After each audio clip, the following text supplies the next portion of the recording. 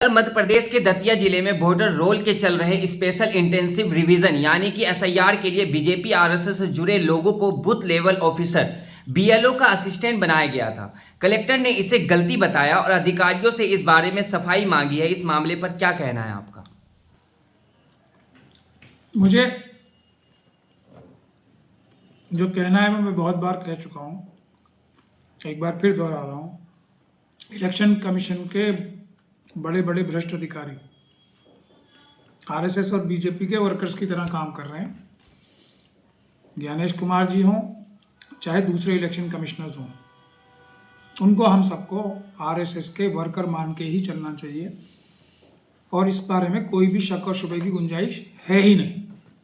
इसलिए जो नीचे भी ऑफिसर्स हैं वो भी आरएसएस के लोगों की ही मदद कर रहे हैं। जो बीएलओज भी बनाए जा रहे हैं जो कि सामने सामने से आरएसएस के वर्कर नहीं है, मतलब बिल्कुल मेंबर्स नहीं है, वो भी आप लोग देख रहे हैं कि उनकी क्या हालत है। जो आरएसएस के मेंबर्स नहीं है बीएलओ, उनमें से बहुत सारे लोग बहुत ज़्यादा परेशान हैं, दुखी हैं, आत्महत्या करने तक पे मजबूर हैं। लेकिन ऊपर से क्योंकि डायरेक्शन है कि हम कुछ भी करके तुम्हें ये वोटर लिस्ट में हेराफेरी करनी है, एसआईआर में हेराफेरी करनी है, इस वजह से ईमानदार बीएलओ जो हैं वो आत्महत्या तक करने को मजबूर हो गए हैं। बहुत सारे लोग छुट्टी पे जा रहे हैं, बीमार हो रहे हैं, जेन्युइनली भी बीमार हो रहे हैं। लेकिन आरएसएस और बीजेपी को इस सबसे कोई लेना देना नहीं है। उन्हें तो हर प्रकार से भारत का संविधान खत्म करना है। एसआईआर को लेकर बंगाल में भी खूब राजनीति हो रही है। ममता बनर्जी ने चुनाव आयोग से खत लिखकर सवाल किया है कि चुनाव से जुड़े डाटा ऑपरेटरों को बाहरी एजेंसियों से क्यों बुलाया गया। उन्होंने इसे चुनाव प्रक्रिया का पारदर्शिता और निष्पक्षता पर बड़ा खतरा बताया है। इस टिप्पणी को कैसे देखते हैं? देखिए, बंगाल में जो ऑफिसर्स हैं वहाँ पे भारतीय जनता पार्टी के जो ज़मीनी सतह पे मेंबर्स हैं, ऑफिसर्स, वो बहुत उतने ज़्यादा नहीं है जितना बाकी स्टेट्स में है, क्योंकि बंगाल में कभी सरकार बनी नहीं। केरल में, तमिलनाडु में आरएसएस के वर्कर्स तो हैं जो सरकारी अधिकारी हैं, लेकिन इतनी संख्या में नहीं है। इसीलिए बंगाल में उन्हें परेशानी हो रही है, और परेशानी हो रही है तो क्रिमिनल्स को रुकना तो कहीं होता नहीं है। तो उन्होंने जो कानून में लिखा है कि बीएलओ जो हैं वो सरकारी अधिकारी होंगे, जो ईआरओज होंगे, इलेक्टोरल रोल ऑफिसर्स होंगे, वो सरकारी अधिकारी ही होंगे। इन्होंने प्राइवेट लोगों को एंगेज करना शुरू कर दिया।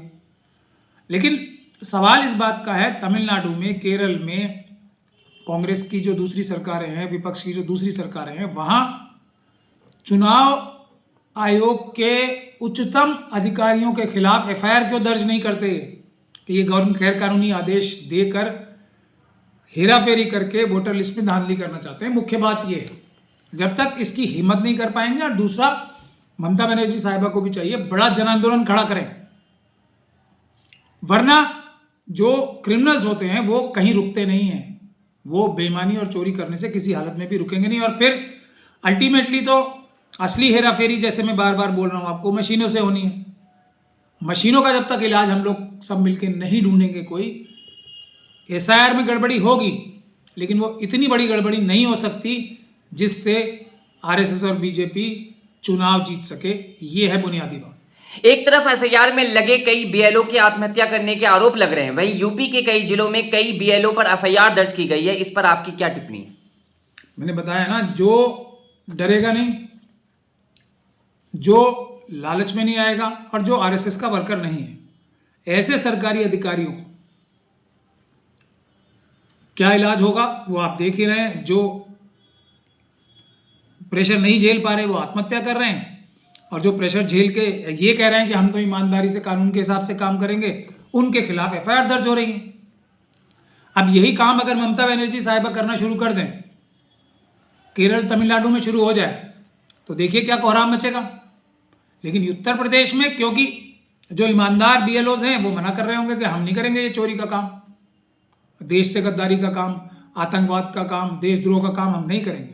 वोट में चोरी देशद्रोह है सबसे बड़ा।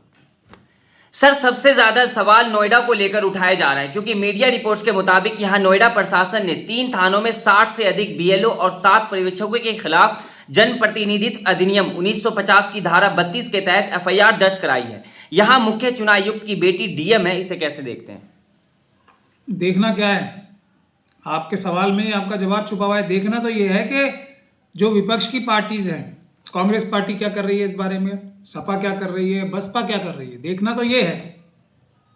इन लोगों ने इन ईमानदार अधिकारियों की रक्षा के लिए कोई आंदोलन खड़ा किया, कोई आवाज उठाई, मुंह जबानी आवाज नहीं, सड़कों पे आके। बुनियादी बात यह है। मुंबई में सोमवार को कांग्रेस, शिवसेना, यूबीटी और एमएनएस ने महाराष्ट्र राज्य चुनाव आयोग पर निशाना साधते हुए आरोप लगाया कि शहर के ड्राफ्ट वोटर लिस्ट में लगभग 11 लाख डुप्लीकेट नाम दर्ज है। विपक्षी दलों ने मांग की है कि सुझाव और आपत्तियों के लिए मौजूदा 7 दिन की जगह कम से कम 21 दिन का समय दिया जाए, ताकि वोटर्स के डेटा को सही जांच और सुधार हो सके।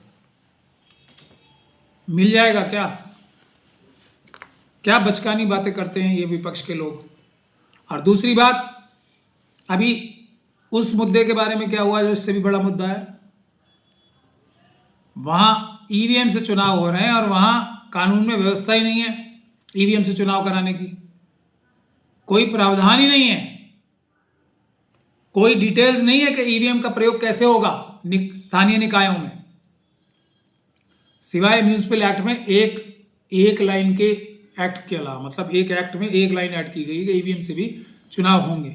इसके अलावा किस प्रकार होंगे, किस तरह की ईवीएम होंगी, कहां से ईवीएम आएंगी, कुछ नहीं लिखा है। कैसे उनकी सुरक्षा की जाएगी वो कुछ नहीं है। वीडियोग्राफी बनेगी नहीं बनेगी, क्या होगा नहीं होगा, कुछ नहीं है। यहां तक कि वीवीपैट भी नहीं है। हालांकि वीवीपैट से कोई फायदा नहीं होता है, वो कोई सुरक्षा नहीं है, लेकिन वो भी नहीं है। और अब विपक्ष के लोग ये वोटर लिस्ट पे आ गए। अरे वोटर लिस्ट से तो होगा जो होगा, छोटा नुकसान होगा। ईवीएम से तो सारा इलेक्शन लूटा जाएगा ना, उसका क्या कर रहे हो आप लोग, ये ध्यान